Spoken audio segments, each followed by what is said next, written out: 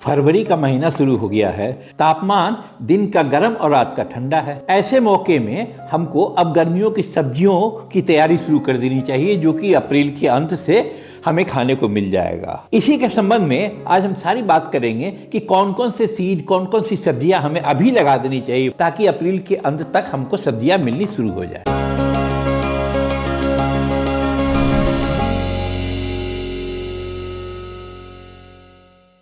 नमस्कार, मैं तरुण Chopra going green से। आज हम उन सब्जियों की बात करेंगे जो गर्मियों के लिए तैयारी की जाती है और फरवरी का महीना शुरू है, तो अभी अगर हम लगा देंगे तो हमें अप्रैल के अंत से अच्छी सब्जियां मिलनी शुरू हो जाएंगी। अगर आप कंटेनर गार्डनिंग करते हैं, ग्रो बैग में गार्डनिंग करते हैं और अथवा किसी भी गमले में अगर आप सब्जी लगाते हैं, तो सबसे पहले हम ये बात करें कि इसके लिए हमें सॉइल कैसी चाहिए होगी, जो कि लगभग सभी सब्जियों में एक जैसी ही होती है।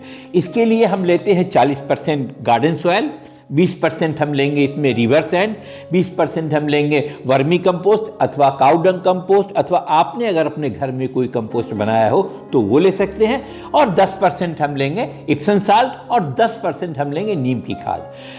इसके साथ थोड़ा हम इसमें एंटी फंगल पाउडर मिलाएंगे ताकि किसी भी सीड को जर्मिनेशन में कोई हमें फंगस की असर ना पड़े उस पर। ये हो गई इसके सॉइल के बारे में, जो कि हर सब्जियों में एक ही सॉइल काम आ जाएगा। बात करें अब हम पौध लगाने की, उसके लिए इस तरह का सॉइल बनाना काफी आवश्यक है और यही सॉइल हर सब्जियों में आपके काम आएगा। अब हम बात करें कि सब्जियों की, तो सबसे आसान सब्जी है लीफी सब्जियां लगाना, यानी पत्तेदार सब्जियां। इसके लिए हमें बहुत ऊंचाई वाली कोई भी ग्रो बैग की या पॉट की आवश्यकता नहीं होती है, क्योंकि इसकी जड़ें लगभग 4-6 इंच की जाती है नीचे तक। तो इतना ही 4-6 इंच गहरा, चौड़ाई में करीब 10-12 इंच का, और लंबाई जैसी आपकी जगह जितनी बड़ी हो उतना बड़ा ग्रो बैग अथवा पॉट आप टुकड़ों में या एक ले सकते हैं।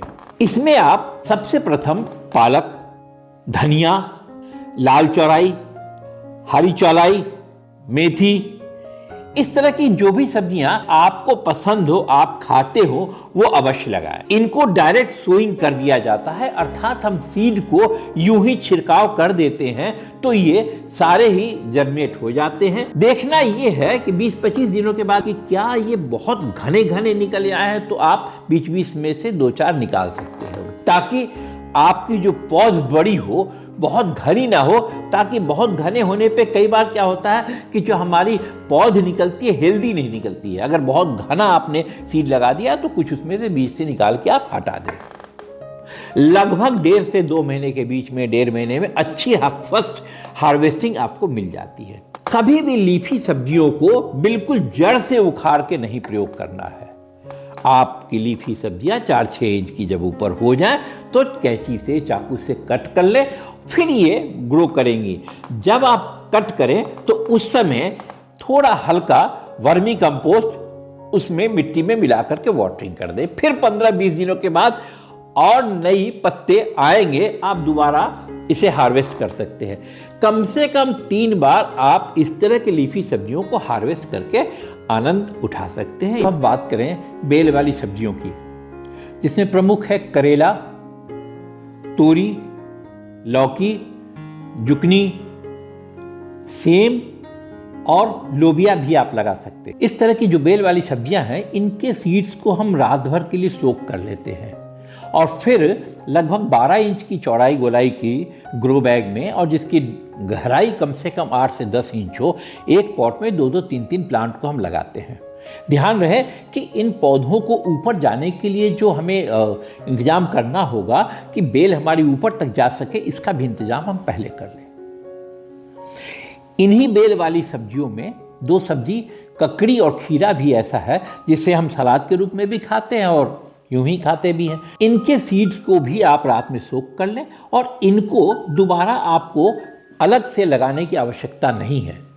एक बार जब आपने 10-12 इंच के पॉट में, एक पॉट में 2-2, 3-3 लगा दिया और गहराई पॉट का रखा आपने 8 से 10 इंच का, ये खीरे और ककड़ी बहुत जल्दी हार्वेस्ट के लिए तैयार हो जाती हैं। 60 दिन से 90 दिन के अंदर में आप काट के खा सकते हैं। अब हम बात करते हैं उन सब्जियों की जो जमीन के नीचे होती हैं। तो जो सफ़ेद मूली होती है वो तो लंबाई में ज़्यादा होती है, उसके लिए हमें कम से कम 8 से 10 इंच का पॉट लेना पड़ेगा। इनको हम दोबारा रीपॉट नहीं करते हैं, अर्थात सीडलिंग या सेपलिंग बना करके हम दोबारा नहीं लगाते हैं। सीड को डायरेक्ट ही हम लगा दिया करते हैं और उसमें हमें फल मिलता है। कई बार इन सीड्स को हम स्प्रिंकल कर देते हैं, इस तरह से छिड़काव कर देते हैं, लेकिन जब ये जर्मिनेट होते हैं तो ध्यान रहे कि बहुत नज़दीक तो हमारा नहीं प्लांट निकल आया है, जिससे कि एक दूसरे की ग्रोथ में परेशानी होगी।